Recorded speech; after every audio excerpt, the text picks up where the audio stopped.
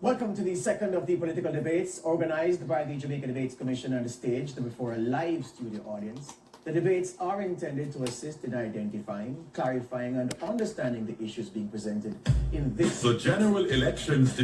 This evening's debate focuses on the economy and is a team debate. Members of the panel of questioners are Andrea Chisholm, TVJ, Al Edwards, Our Today online financial magazine. Taking and presenting questions from the public is our social media editor, Amoy Harriet, CVM TV. I am your moderator, George Davis. As is customary, the audience is not to applaud the debaters, except for now, after we announce each team. For Team JLP, Dana Morris Dixon.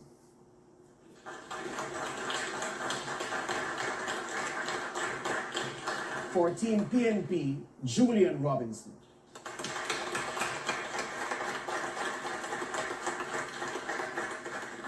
For the JLP, Favor Williams.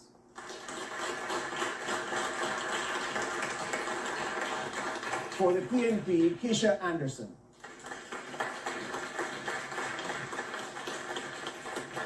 And for the JLP, Chris Tufton.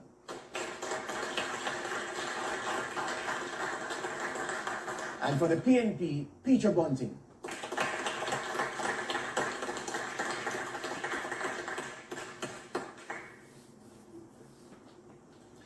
The guidelines for tonight's debates have been previously agreed and are posted on the Debate Commission's website at www.jamaicadebatescommission.com. The guidelines include questions being no longer than 30 seconds and each team being allowed 90 seconds to respond to each question, and rebuttals are limited to 45 seconds. The questions posed in tonight's debate will come from two sources. The first source is you, the public. Send us your questions via direct message on Instagram, Facebook, and TikTok to Jamaica Debates. These will be checked, selected, and asked by our social media editor. The second source of questions is from our panel of journalists. Questions are not influenced by the Jamaica Debates Commission in any way. Providing sign language interpretation services this evening is Ms. Jane Lichmore, who teaches sign language at an international level and who previously provided sign language services on the former Jamaica Broadcasting Corporation and Television Jamaica, and who also represented the Jamaica Association for the Deaf. Now, based on a previous coin toss, the first question tonight comes from Andrea Chisholm, and it will be directed to Team PNP. The PNP has promised to move the income tax threshold to $3.5 million starting April 2026 without any new taxes. How much will it cost? Is the timeline realistic? And which programs will be adjusted to accommodate the increase? Question, Andrew. We are committed to implementing the 3.5 threshold starting April 2026. This will be funded from revenue growth, which currently, based on the 1% growth, is projected to generate an additional revenue of $140 billion over a 3-year period. Additionally, we expect within the envelope that exists in the budget has 4 main components. You have debt servicing, you have salaries and wages, you have the capital budget, and then you have the programmatic budget. As a political party, we would have our own priorities, and we will look at the programmatic budget and make adjustments there. But we will begin implementing the 3.5 million threshold April 2026. However, there are other programs that we've announced that once we assume office, we will immediately, within the envelope that exists for programs, see how we will implement them. For example, ensuring that every needy child gets a hot meal per day. The first in family who goes to university to have a full scholarship. And also the $500,000 grant, which will be given to young first-time owners. So we are going to ensure that we do this in a responsible way fiscally without affecting the budget. Thank you, Team PNP. Thank you, Team JLP, Roberto. Lies, lies, lies. It cannot be done without imposing new taxes on the backs of Jamaicans. Your 3.5 is the biggest political scam since the history of Jamaica. It cannot be done. You are the people who said when we introduced the 1.5 that it couldn't be done. It would wreck the budget. How do you get from 1.5 to 3.5? It's 3.5 now, right? It used to be 2.3, 3.2, all over the place. Can't be done. All right. Andrew would like to use the first of her two follow-up questions. From 14 PMP, I did not hear the cost of the proposed increase in the threshold, nor the programs to be readjusted to accommodate the increase. The cost of the increase in the threshold would be $55 billion. Now, no political party implements every single thing in 1 year.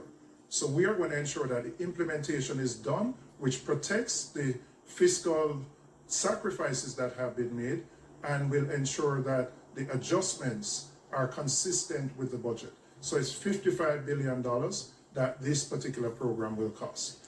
And in terms of the readjustment of programs, that is something that we will do once we get into office. When we look, we have priorities which are different from the current government's priorities. And we will make those adjustments within the envelope of $360 billion, which currently exists for programs in the Thank budget. you, Team PNP. Team JLP, you have a rebuttal, 45 seconds. But first of all, I think we have to be careful about what we hear from that side, because they have been flip-flopping on the issue of income tax threshold and for some time. Their leader has said one thing, then he said he wasn't sure, then he said he wants to do another thing. The principle of increasing the threshold is something that is desirable. Let us be clear, because we did it. We were the ones who came with 1.5. We're moving now to 2.0. And indeed, we are the only government that have reduced taxes in several ways to benefit the Jamaican people. The challenge is the practicality of their solution. This is a one-week proposal, a proposal to win Thank you, votes, Team JLP. which can't work. Thank you, Team JLP. Al, you get the chance to pose the first question of the evening to Team JLP. Hello, good evening. How do you do? On Sunday, the JLP promised to reduce income tax to 15% over a phased basis if it secures a third term in government. This is estimated to cost the country around $135 billion. Where will the money come from to accomplish this, considering there is a projected to be a $35 billion deficit in the budget, and given that many people work in the underground economy? I'm not sure where that number came from. Our number, based on the technocrats who did it, put it at between 25 to $30 billion. That's our number. That is doable. We are the party that did the 1.5 in a responsible way. We are the party that moved the threshold from 1.5 to 1.7 to 1.8. Next year it'll be 1.9 and then 2.0. We know how to handle the tax affairs, the revenue affairs of the country, and we are going to move with this in a responsible way over time, ensuring that we continue to give back to Jamaicans. You've seen us do the reverse income tax, you've seen us do a number of initiatives, all with the goal of ensuring that the Jamaican people get back monies in their pockets so that they can provide more for themselves and their families. This administration has been very much the administration that's pragmatic. We have always said to Jamaica what can be done, and then we have done it. We did it with 1.5, and we're doing it again with 2.0, and also our other proposal in terms of 15% income tax. We never say what we cannot do, unlike Thank our you, Team opposition. JLP. Thank you, Team PNP, your rebuttal, 45 seconds. I want to remind the country that the 1.5 that they boast about cost the country $31 billion in new taxes implemented by the Jamaica Labour Party. The Minister of Finance is saying her estimate is 25 to 30 billion. She's applying the same Pro Box maths that she said you can use $2,000 a month for buy a Pro Box. The most conservative estimate for their program to reduce the income tax rate is $68 billion. So where do you get your maths from? Tell the country, how will you finance it? Which programs will you cut? Where will the money come from? Thank you, Team PNP. Social media has a question, Amoy.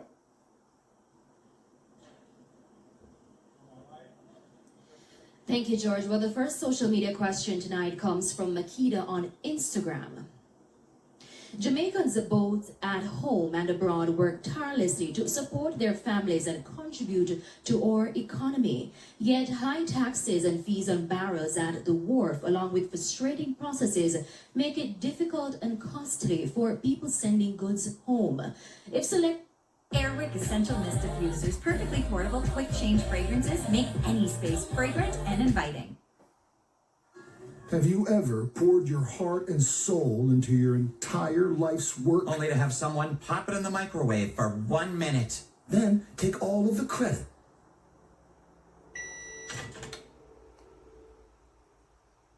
We're on a mission to give 2 million people all around the world clean water.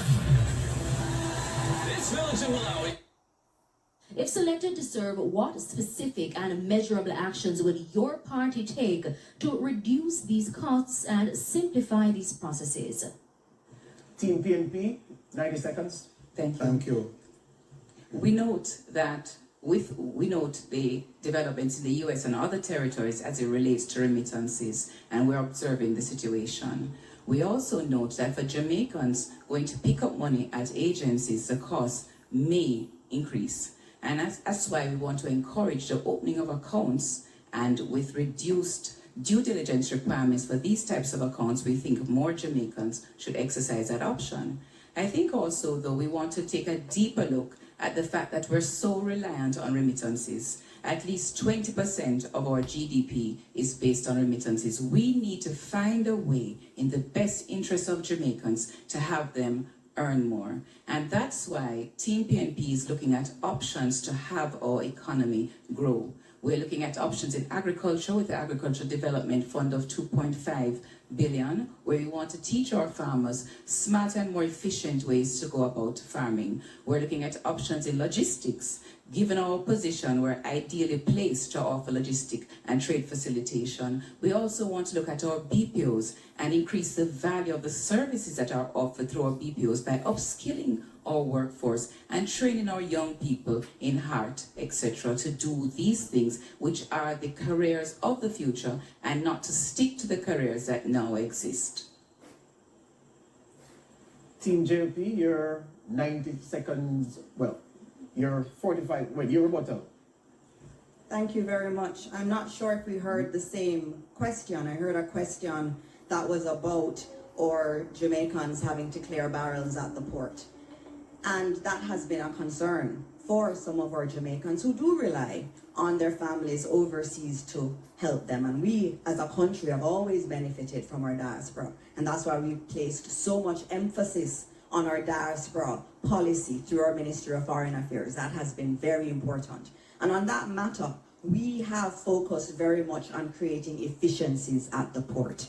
And that's important because we understand that we have a larger vision of Jamaica of becoming a logistics hub. We know that this can happen. It is something that the PNP waxed quite well about, this logistics hub, but did nothing. We have been doing work to expand our port, to also improve efficiencies at the port. In addition to that, we have a new Customs Act. We didn't get to the Senate with it, but we took it through the House, which transforms a lot of the framework for our customs area. And so we are working. We understand the plight of our Jamaicans who depend on these. Well, we now ask Andrew Chisholm to start this segment with a question for Team JLP. The public sector wage bill consumes close to 50% of tax revenues. The Independent Fiscal Commission has recommended the reintroduction of a cap on public sector wages as a percentage of GDP. But in March, the Standing Finance Committee of Parliament was told the cap was not being considered. Why was the recommendation ignored? for the public sector wages, I know when you look back in history, there used to be, it calculated as a percentage of GDP. With our current fiscal rules and our debt to GDP rule, those are the two kind of guardrails that we use on the budget to keep everything in line.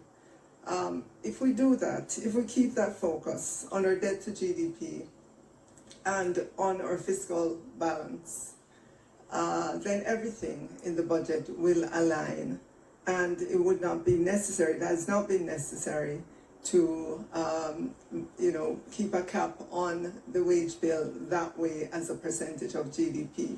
And as a matter of fact, one time in our history it was done, when you look back, maybe it was only one time that ratio was ever reached. So there's good faith and confidence in the fiscal balance rules and the debt to GDP in order to help us to keep everything in line in the budget. Can I also quickly say that this government has done the boldest move to reform and restructure the public sector. First of all, we had 300 different salaries packages, 180 different allowances were consolidated into 16, and it has taken time. We need that time to sort that out. Jamaica's tax burden at 29% of GDP is the highest in the region. Our middle class has been hollowed out by a generation of belt tightening. It is time that our nurses, our teachers, our police officers, our public servants get to enjoy some of the benefits of years of tight fiscal management. It can't always be that when it comes time for the people to benefit, we are talking about managing fiscal rules, etc. We will observe the fiscal rules, but we believe we must do a social transformation for the people. Time, thank you very much. Question for Team PNP, Al. It will always be that when it comes time for the people to benefit, we are talking about managing fiscal rules, etc. We will observe the fiscal rules, but we believe we must do a social transformation for the people. Time, thank you very much. Question for Team PNP, Al. The high interest rate FinSac era was devastating for the Jamaican economy.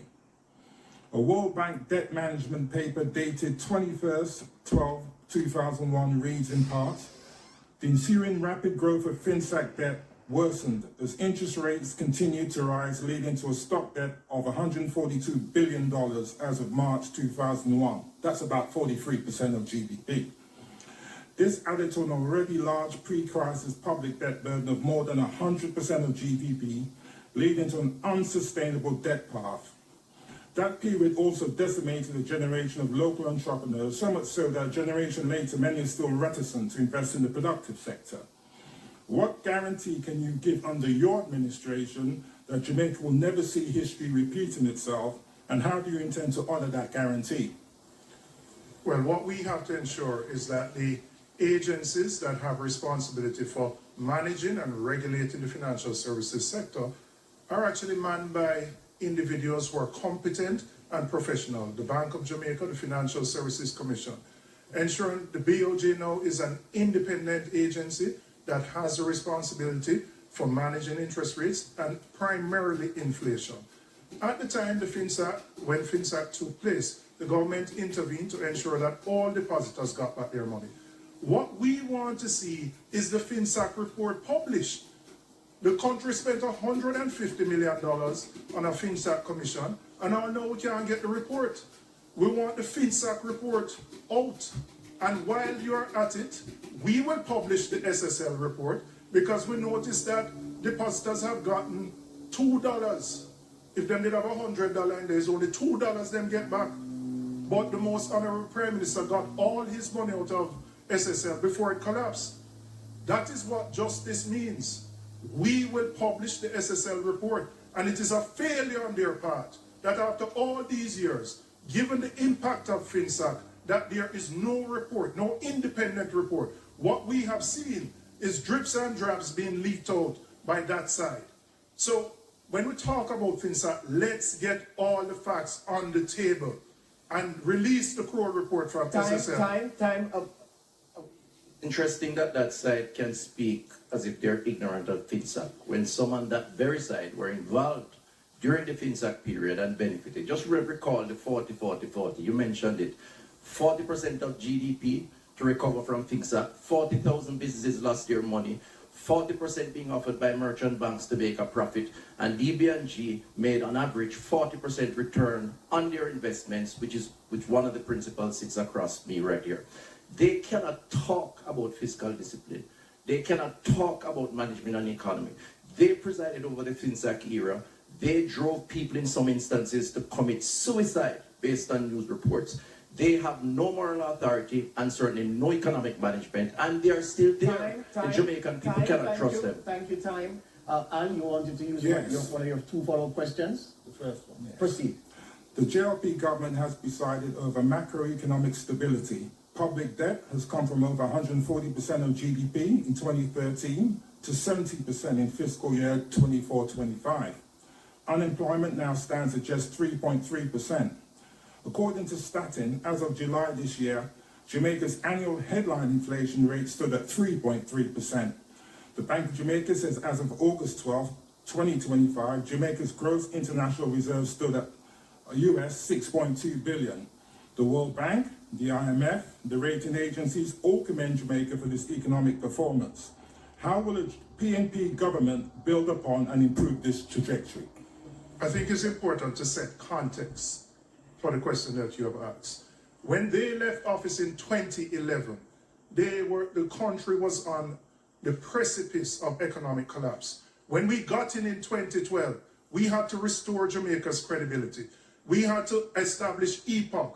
We strengthened and enhanced the fiscal rules. We legislated the debt to GDP ratio so that any government, PNP or JLP, had to pay down that debt. Portia Simpson Miller and Peter Phillips started that race. We passed the baton. We are the persons responsible for the fiscal responsibility that exists today, and we will continue that when we get into office again. Time, thank you. Team JP, you have 45 seconds to rebut. I am so glad that you named all of those improvements that we've had in our economy.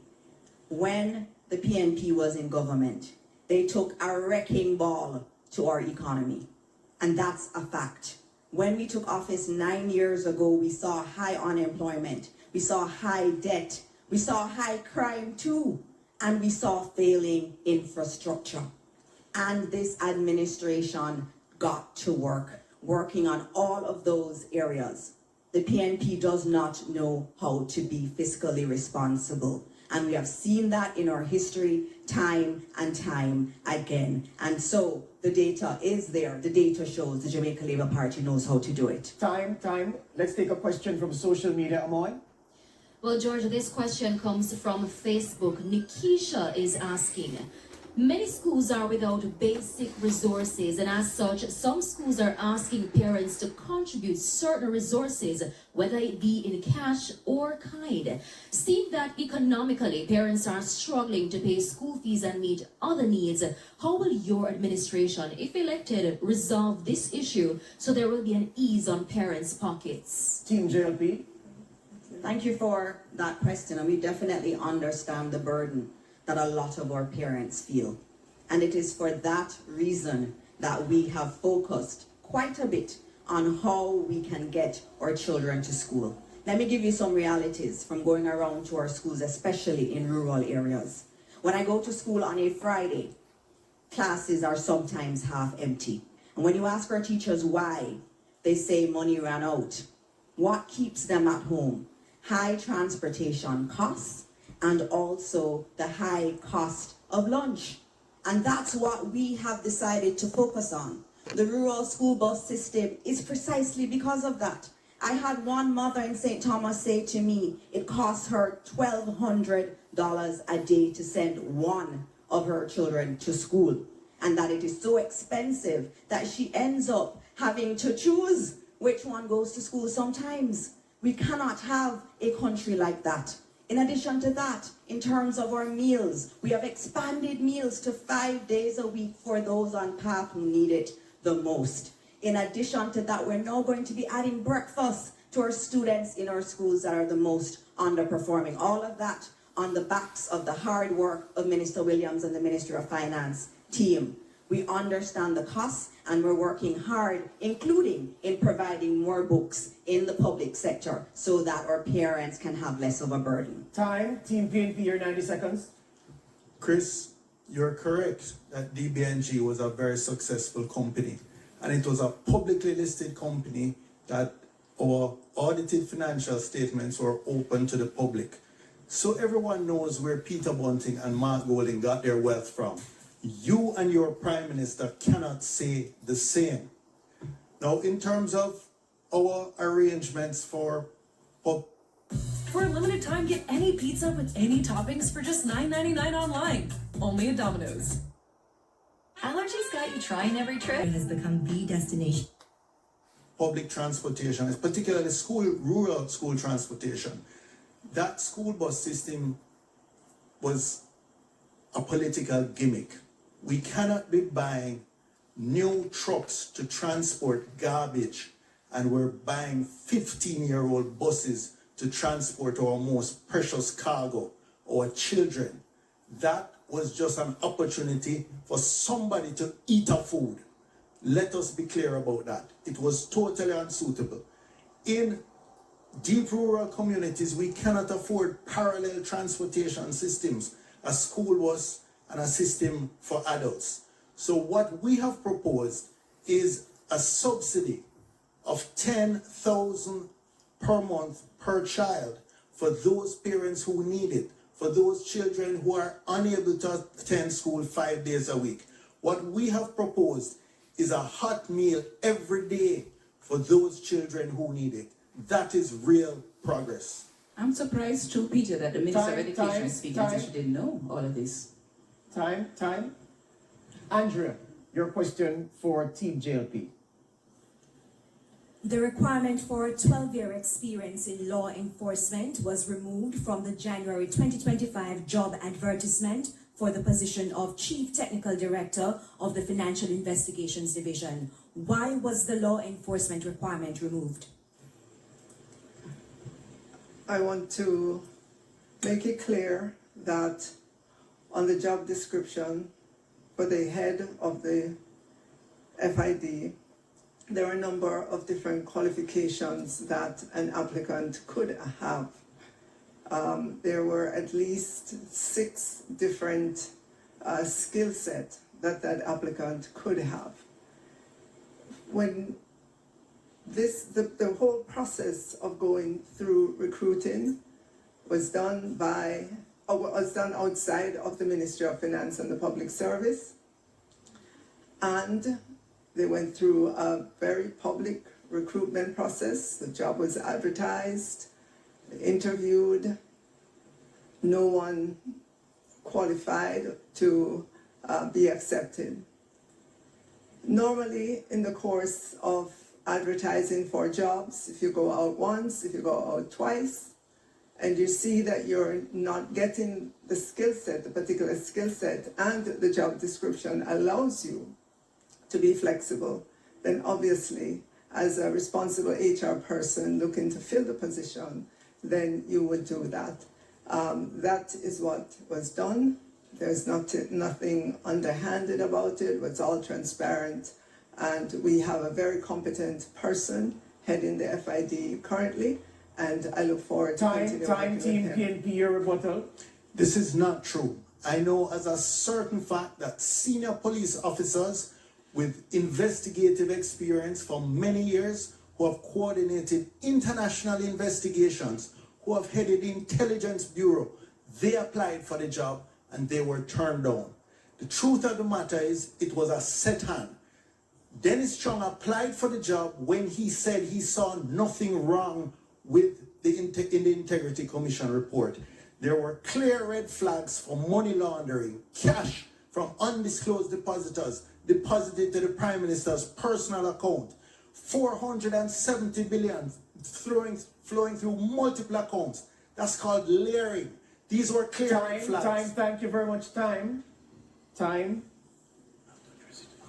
Al, your question for Team PNP.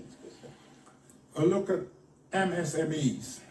Many people looking to fund a business in Jamaica bemoan the strangulating red tape and lack of access to finance from lending institutions. In the new century, we're seeing the rise of new types of businesses, young people into digital technology, the creative and services sector. Harold Davis of Jamaica Business Development Corporation makes the point that access to finance has two sides of the coin, and that it's its appropriateness of the financial product that is available. And when I say appropriateness, I speak of the product that is right for the particular industry or the particular stage of business of the entrepreneur.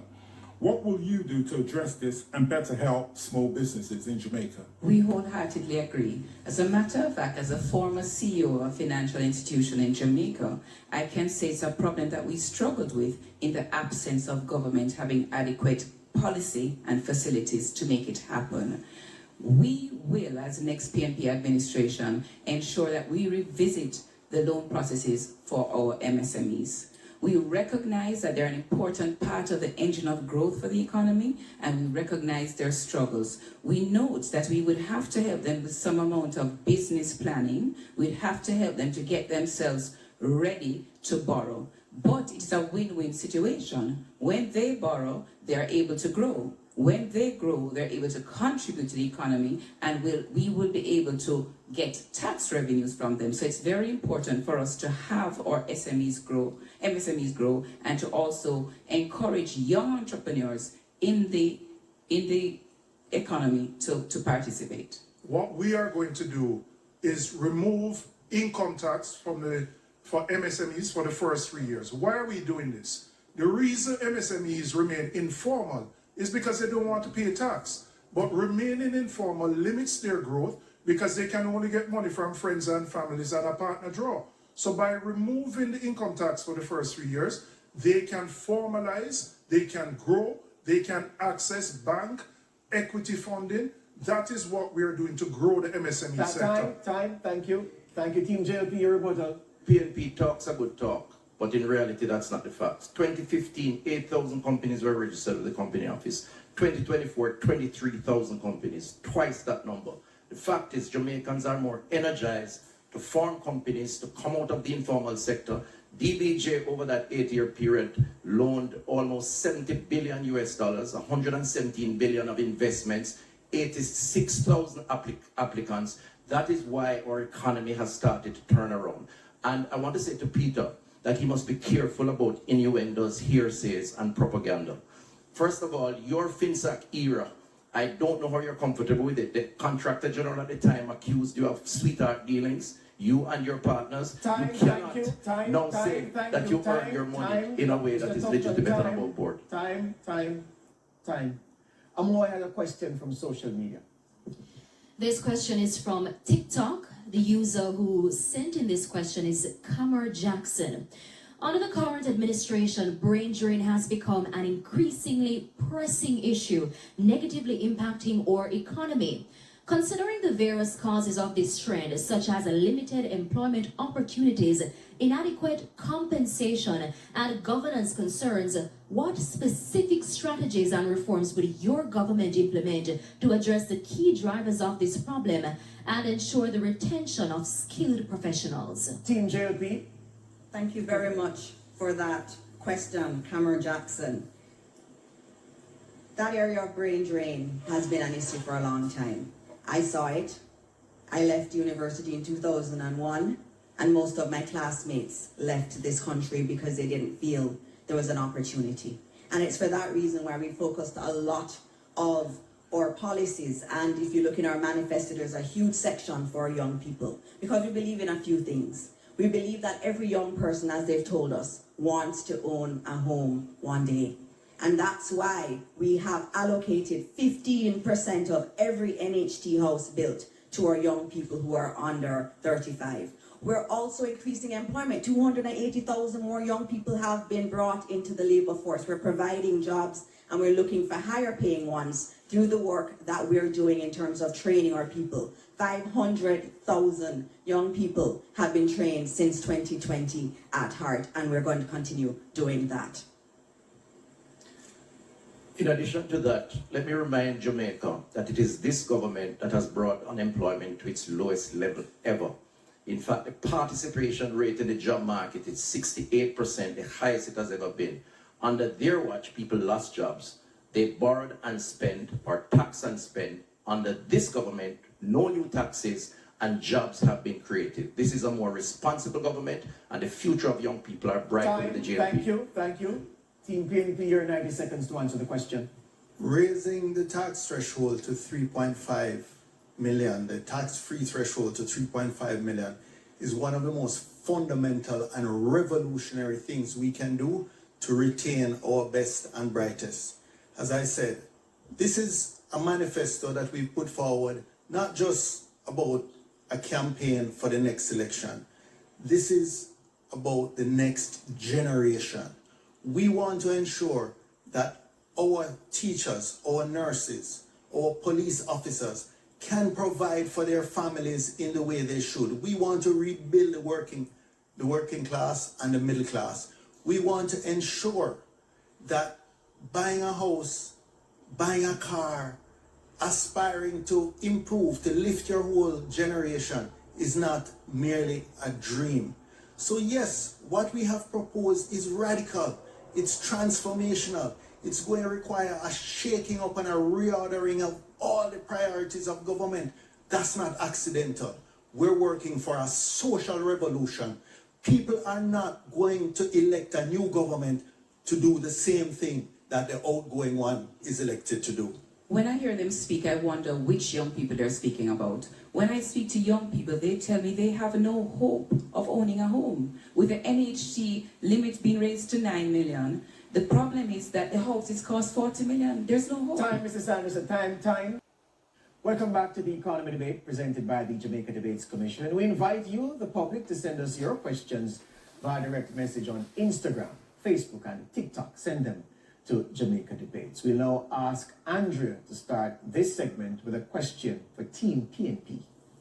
The PNP has described the 0% in year one as an insult to public sector workers. The party says they have looked at the budget and fiscal policy paper and will do better for the public sector workers if elected.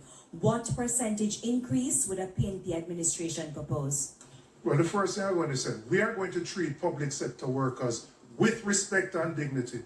I won't talk to the JTA president like the Minister of Education and say him performing at his conference. That is disrespect. Disrespect is when you need to get a meeting, you have to get restive and threaten strike action. The fiscal policy paper has, in its first year, 9%. In the second year, 6%. In the third year, 6%.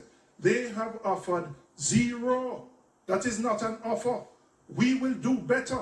But by lifting the income tax threshold to 3.5 million, we are easing the pressure. We easing the pressure on our nurses. We easing the pressure on our policemen. We easing the pressure so that more money will be in their pockets. They have a history of dealing with civil servants with disrespect.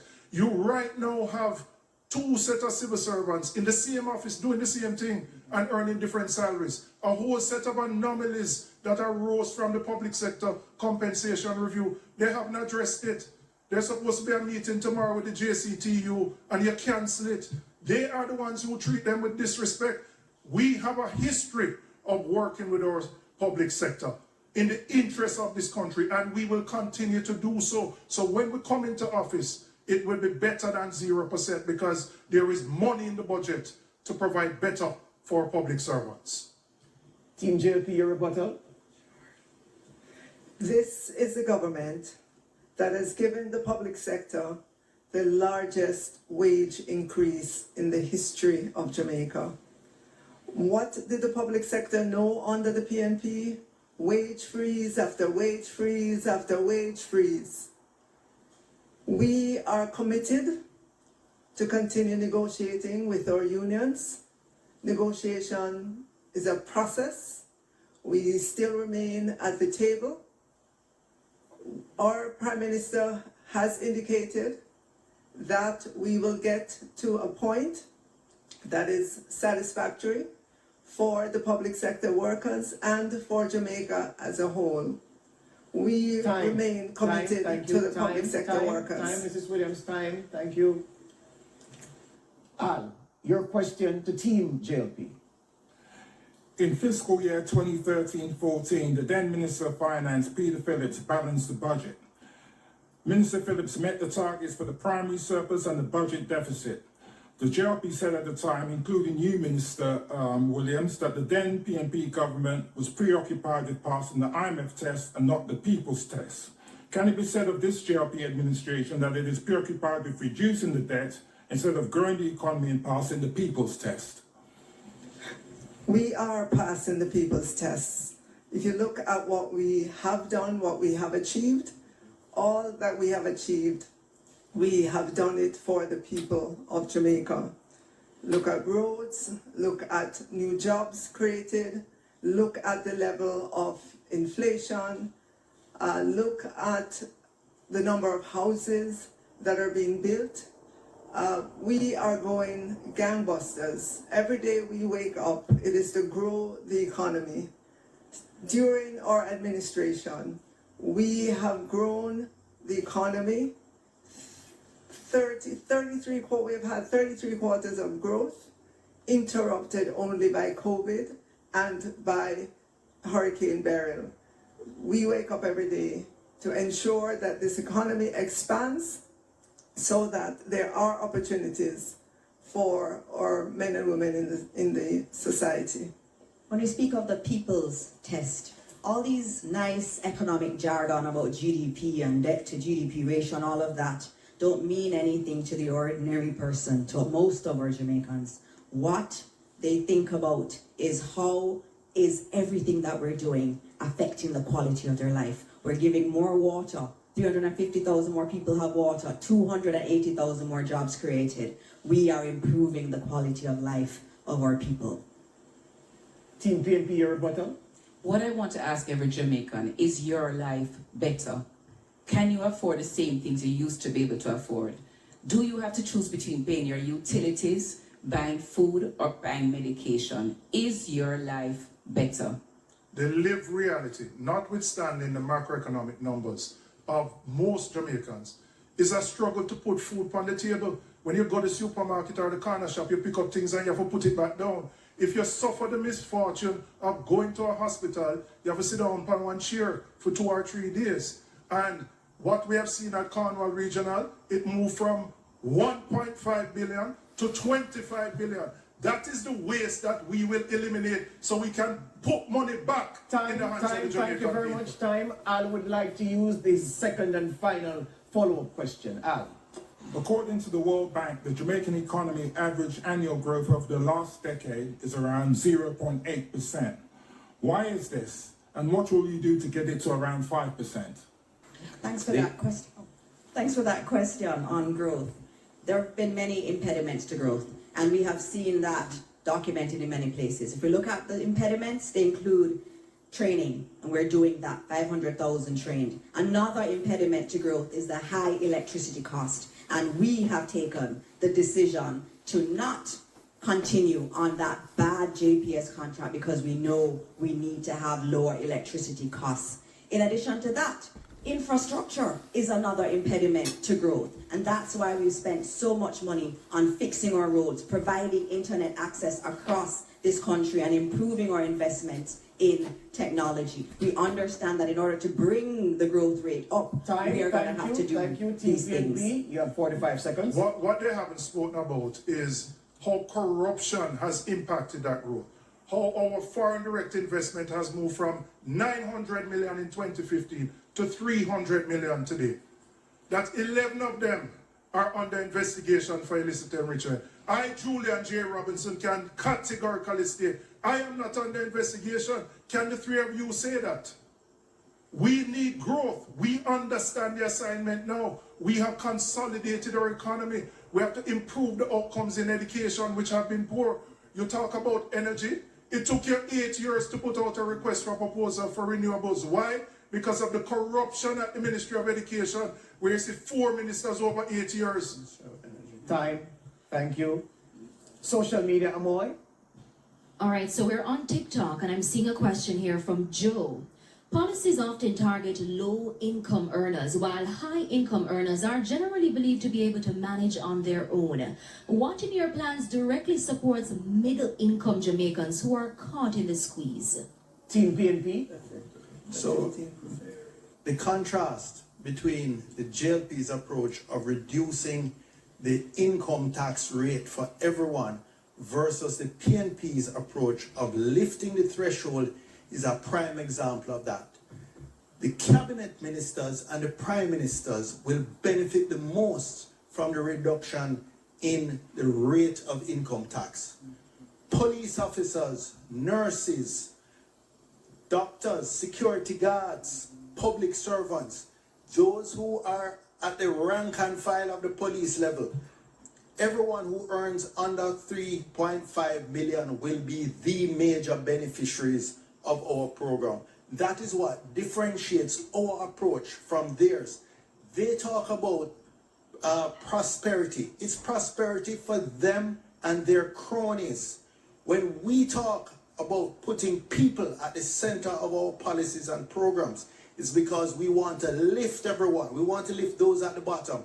We want to build out the middle class. We want education to become a bridge from one generation to another to move them to another level in society. And we will continue to lift the standards of the majority of the Jamaican people. The income tax threshold, we're going to remove tax on overtime so that our security guards, our nurses will get a break and you put more money in your pockets. Thank you, Mr. Robinson. Team JLP. The PNP does not understand how the economy works. First of all, they talk about our performance. Our performance we're very proud of. We created the lowest poverty rate in the country on record. We created more jobs with more participation in the economy on record. And while we're doing that, we are building out new industries in digital technology, in our port facilities, for logistics hub, as well as maintaining and building on the traditional industries that are there. Most persons in Jamaica today, young persons who have a skill, can find a job. That was not the case under the People's National Party. And I want to just come back to this issue of corruption, because they seem to think that they can speak about things in mid-air without any evidence, innuendos and suppositions, as if people are going to accept that. What the Jamaican people want is who is going to look after them, who will bring down crime. Peter Bunting depended on divine intervention without work. In fact, he is on record, I believe, as the only Minister of National Security who was unable to secure himself. And I am happy he's okay from that unfortunate incident in Portland. But it speaks to confidence in their policy to reduce crime. This government has reduced crime by 30, the lowest over 30 years. And this is what Jamaicans want. They felt unsafe under the PNP. They feel a lot safer under the Jamaica Labour Party. Mr. Tufton. Now ask Andrea to start this, the final segment, with a question for Team JLP. The central bank has cut its policy interest rate from 7% in July 2024 to 5.75% in August 2025. The regulator has been pleading with the banks, the commercial banks, to further reduce lending rates, but it's not happening fast enough. What will your administration do to further pressure banks to cut their lending rates? So we are seeing interest rates come down, and we're getting early signs that the rates to borrowers is also coming down. Just recently, I was speaking to the DBJ. You know that the DBJ unlends to the banks to lend to our MSMEs, and DBJ reported that they are seeing lower rates in the marketplace from banks. As the Bank of Jamaica bring rates down, which it will, we fully expect that our borrowers are going to begin to see lower rates in the marketplace on the various loans. I think that the reforms that are taking place within the banking sector, the independent central bank, which has to drive this issue, that's why we supported the independence of the central bank, and competition. What we have been working on, but I do agree we need to work on it more, and this is for the next administration, is to make it easier for someone to move their account from one bank to the next. We believe ultimately in the market, within reason, of course, with a regulatory framework, not like them who allowed an attempt at liberalization that drove us into FinSA. Thank you, Team PNP, your rebuttal. Before the break, Chris had the gall of claiming success with crime. The fact is that more Jamaicans have been murdered under this JLP administration, almost 13,000 murdered in their 2 terms than in any other 2 terms in the history of Jamaica. That is failure, not success. We commend the police for the job they've been doing this year in reducing it, but you can't take credit for that. That's despite your failed SOE policies. What we will do to ensure that the banking sector is more competitive, we are going to ensure government deposits. There's a system to ensure that all banks participate in government deposits. Thank you. Time. Al, I invite you to pose a question to Team PNP. The former CEO of Grace Kennedy, the late Don Webby, consistently called on Jamaica to reduce its food importation bill by half by 2030. Given that Jamaica spends around $1 billion a year on imported food, and according to the FAO, Jamaica's food imports account for approximately 21% of its total merchandise imports, what will your government be doing to reduce the food importation in a meaningful way? Under the JLP administration, the imported food cost has doubled. It was $800 million US 10 years ago. It is now $1.6 billion. That 800 million US dollars, or about 150 billion Jamaican dollars, should be going into the pockets of the farmers of South Manchester, South St. Elizabeth, and farmers all over Jamaica. We have committed to forming an agricultural development fund. This is going to ensure that we inject new technology, new machinery into our farming communities. It's going to ensure that we put adequate post-harvest storage and processing facilities in place to reduce the 30% or more that's lost. We are going to ensure that funding is available for our farmers. And we commit to the Jamaican people and to the farmers of Jamaica to reduce importation by 25% in our first term. We also commit to helping farmers access financing at more affordable rates and terms. We also commit to helping them with products such as insurance to ensure that when natural disasters hit, the impact to them for recovery is not as high. Team JLP, First of all, there is a need to do more to develop our local industry for self-sufficiency, but also for export. The fact is, this government has done a lot. In fact, if you look at the last 8 years on domestic export has gone up by some 31%. What it means is that more local companies within a much friendlier environment are in fact producing and exporting. But it is a fact that we are importing more at the same time. That is simple. We have an economy that affords the capacity to demand more. We have a thriving tourism industry, and we have a consumer who is earning more. This will contribute to a greater demand. It's a process, but it's also a sign of success by this government. Thank you. Andrea, I invite you to pose a question to Team JLP. Major platforms such as Meta, Google, and TikTok are earning money and data from the Jamaican economy, but they are not paying taxes in Jamaica. What policy changes will your administration pursue to ensure that Jamaica directly collects taxes from these platforms? So we recognize that those companies that you mentioned are not paying tax to the Jamaican government. We have our tax entities, in conversation with these entities to ensure that the Jamaican people get their fair share of taxes from these companies. We sit on some of the international bodies that look at taxes across different countries to ensure that there's fairness in what's being done. And I know that we will pursue it vigorously to ensure that Jamaica is not left out as these companies thrive on our data. What's important to also note is that a lot of our young people are using these platforms.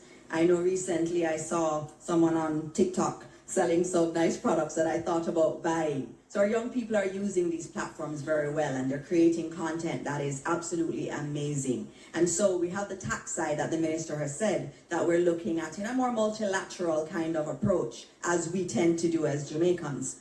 But also, there are also other concerns too in relation to artificial intelligence. They're using a lot of our creative energy. They're using our music. They're using our cultural ideas. And those are going into AI programs, and that's something we have to look at. Rebuttal, Team PNP. It's clear that there's no policy to deal with this. This is where we have to work with our CARICOM states to develop a common policy. Why? Because these are large multinationals. Their GDP would dwarf the entire Caribbean region. And so it requires some consensus among the region to ensure that you implement a policy which every country agrees to and that you can stand the test of time. We recognize the importance of our creatives. That's why we are establishing a $1 billion fund. Not like the film fund that has disbursed zero, but a $1 billion fund for creatives, for artists or singers or potters, the people who create content so they can build their businesses. Time, thank you. Social media, Moy. On social media platform X, Sean from Kingston says, free healthcare means little if hospitals don't have CT machines, x-rays, or even basic supplies. What short-term financial measures will you take within the first 2 years, if you win, to fix these shortages and ensure patients can actually access proper care? Team PNP, you go first. You know, I really wanted the Minister of Health to focus on these issues, but him seem more preoccupied with dealing with FinSAC and other people's business. Because if he spent more time dealing with Cornwall Regional, we wouldn't have a $25 billion overrun. If he spent more time dealing with the hospital sector, when people go there, they wouldn't have to sit on a wooden chair for 3 days. And when they have to do an MRI, CT scan, they have to pay $50,000 for go. And the same ambulance for take them have to pay for it too. And they can't get toilet paper in the hospital. Our health sector is failing despite the amount of money we have spent. It is the inefficiency of the Jamaica Labour Party why we are here. We are going to ensure the dignity of Jamaicans who have to traverse our public health system. They have been failed by this administration, and that is why we are committed to ensuring that monies which come into the coffers go for the benefit. So when we look on the drill and we drill down, it shouldn't cost $31 million for a $3 million drill. Because what does that do? When you go to the hospital, you have to pay now based on that wastage, that corruption, and that inefficiency. What can go so, Jamaica? How can you feel comfortable? There are currently no CT scan or MRI services available at Mandeville Regional Hospital because the private providers have not been paid. Time, Team JLP. Well, let me just start by saying I wasn't the one in 2015 who said we had to use garbage bags as aprons or cut a soap in two. That is their spokesperson of health who spoke about the crisis in the system. So we have come a long way, and we started from a very low base. It is incorrect to say we don't have CT scan, just to say to your social media person. We have CT scans, we have MRIs. In fact, we have more digital machines in our health system than any time before. We need more, but we have done better than the PNP up to 2015 when they were there. Oh, I have more time. Let me also say, because I have a lot to say, that we have embarked on the largest expansion of hospital build-out than any other government since independence, the largest upgrading of health centers than any other government since independence. We have hired we have put in our establishment over 3,000 doctors and nurses, double the numbers of community health aides, and last year we served up 3 million prescriptions to Jamaicans on the National Health Fund. In their 2015 year, they did less than 1 million. The facts are that more Jamaicans are being served by our health system. Do we need to do more? I am the first to say yes, which is why we need the next term to complete the work that we are doing. They talk about the issue, they did nothing. As far as corruption is concerned, that's innuendos and talk. No proof of that. And I condemn them for that kind of position. Time. Thank you. All right. We're at that segment we're at that point in the debate where we allow the teams to ask a question of the other, yeah? So we're going to start with Team JLP posing a question to Team PNP. Thank you. It is our considered view that the 3.5 million threshold increase that was recently announced is nothing but a Sam-Thai political scam. In the beginning it was 2.1, then it became 3, then it disappeared, and then it appeared 1 week before an election. You have to tell the people of Jamaica, I ask you to tell the people of Jamaica, is this just an election scam, or is it that you are going to be cutting much needed services such as NHF, where we spend $19 billion for drugs in hospitals, or university spending, which is $17 billion. Tell us how you plan to really cut discretionary areas, as you have called them. I answered the question already, but I'm going to answer it again for the Jamaican people. I have said we are going to raise the threshold to $3.5 million. How are we going to do that? We're going to do that because your budget says that $140 billion of additional government revenues will be earned over 3 years. But that is at your 1% growth, which you have no ambition on. We're going to grow the economy by more than that so that we can pay for these things. There's also a benefit when you put more money in the hands of people because they're going to spend it, which will allow the government to collect more on GCT and other indirect taxes. We are the party committed to ensuring that all Jamaicans thrive and not just a few. Our plan is better. It is more equitable. Their plan will benefit the richer people more. Ours will benefit the working people, our nurses, our policemen, the security guards, the civil servants, to put more money to ease the pressure of the cost of living that they have to face. That is our commitment as a party of social justice and equality. So when you talk about Samfire, what Samfire you're talking about? Madness you're talking about? We will deliver on behalf of the Jamaican people. We have a history of protecting our most vulnerable and ensuring that they have more money to spend so that they can protect their families and those around them.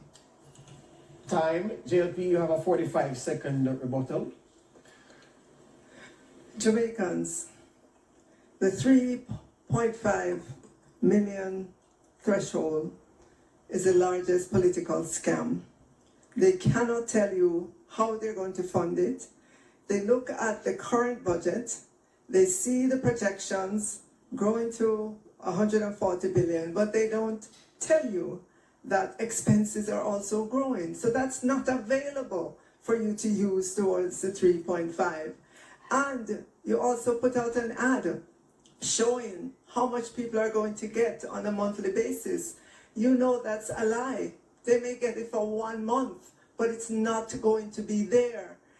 The 3.5 that you're talking about cannot be done. Williams, thank you. Time. Team PNP, your turn to pose a question to Team JLP. How can you be trusted to keep promises when you've broken promises on impeachment legislation, unexplained wealth orders, term limits, grand referenda? You've attacked the Integrity Commission relentlessly. You've undermined them. You have even failed to sign the Code of Conduct, basic principles dealing with integrity, honesty, selflessness, and accountability. How can anybody take your word? How do they know that those candidates who are under investigation for illicit enrichment are not offering themselves out there right now to the public, secretly knowing that they are corrupt. The clock isn't working, by the way. Oh, the clock isn't. Okay, I'm just going to still go ahead and answer that question. It's a very curious question because I know in the 90s when I became politically aware, I remember politics and scandals. I remember hearing light bulb scandal, fat cat scandal, and then the mother of all scandals, FinSac. When you look in your dictionary and you look for scandal, you see the PNP right there. In terms of the Integrity Commission, it is this administration that implemented it. It is this administration that puts $2 billion annually to it. It is this administration in our manifesto that says we're going to strengthen our corruption prevention mechanisms in this country. It is this administration that has delivered Jamaica's best anti-corruption score. And it's not us that said it. It is an international body, Transparency International. We have been the ones that have been taking Jamaica on the path of anti-corruption, not the PNP. In addition to that, let me just say very clearly that the Jamaican people are concerned about their lives, their livelihood, their communities, and the extension Jamaica. They talk, we deliver. We have delivered the lowest unemployment, the lowest poverty, reduced crime despite Peter's objection by over 40%, the lowest in 30 years. That is what is important to the people of Jamaica. Tufton, thank you. Team PNP, you have a 45-second rebuttal. It's interesting that they say that people are concerned about their standard of living because they're talking about things that happened in the 90s. That's over 30 years ago. Young people who are listening, does that affect your life now? Yet still, they're not speaking about the scandals that young people, anybody 25 years and younger, would have experienced. What happened with rural reading education, to the point that education is behind. We are celebrating as a country five subjects being attained by 19% of our children. That's 1 in every 5. Is your child one of the 5 that is attaining 5 subjects? And if your child is not, what is happening to them? Our standards are too low. What happened to the used car scandal? What happened to Petrodam scandal? And I'm sure there are many others. Come on, man. 30 years of time. Thank you, Mrs. Anderson. Thank you. Time. Okay. What we're going to do now is this. We're going to invite Team PNP to deliver a closing statement of 2 minutes in length. Jamaica, the current macroeconomic figures look good, but what is your lived reality? What do you go through every single day? The reality you face is that you are living hand to mouth. You are working, but you can only afford to go to work and come back based on the wages that you earn. You are working poor. 55% of Jamaicans are considered food insecure, which means they cannot afford to eat a proper meal per day. If they go to the hospitals that Chris supposed to build, they cannot find toilet paper or a bed. Jamaica, you deserve better. Time come for a better life. The next People's National Party administration will lift the tax threshold to 3.5 million, so we can put more money in the pockets of working Jamaicans. We're going to eliminate the tax on overtime, so that again people can get a break. The same people who are working hard to build our economy.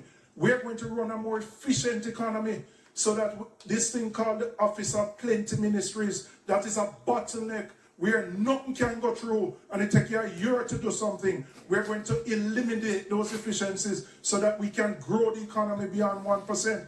We are going to ensure that anybody who is the first in their family gets a scholarship, and that means for persons who are currently at university, we're going to ensure that those who are buying a house get the $500,000 deposit. And I want to assure persons who earn over 3.5 million that this tax benefit is for you too. So what are we going to do? We're going to build a Jamaica in which all Jamaicans can feel a part of. So come September 3rd, when you go to the polling station, I want you to think carefully. I want you to use your head and put the X beside the head. Time. Thank you.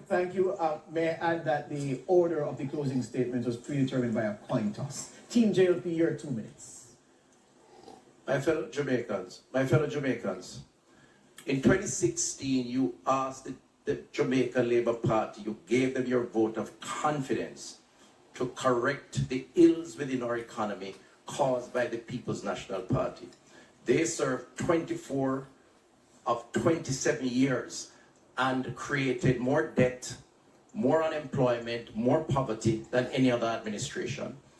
Fast forward to today, 2025, we have the lowest poverty rate, we have the lowest unemployment rate, we have a macroeconomic stable society, we have more companies registering to start their business, we have crime that has been the monster of your business, your personal life, down the lowest in 30 years, all by the policies of this government. We still have some ways to go. Our hospital and health centers have embarked on the largest expansion and build out. They left it as a disaster. We have had to correct it. We ask you, on September 3rd, give the Jamaica Labour Party the opportunity to continue the work. We have done more for you than any other administration, and certainly more than the PNP has ever done. They are now coming with a one-week plan, essentially, to get your vote by claiming 3.5 when they rejected our 1.5 when we started. They don't know how to get us there.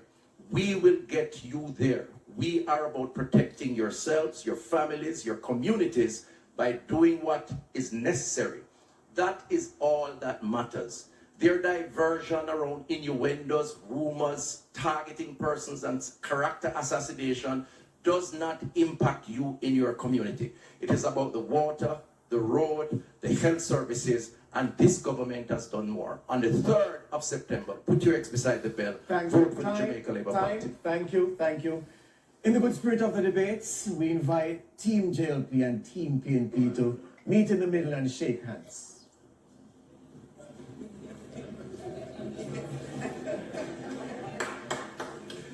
You can applaud.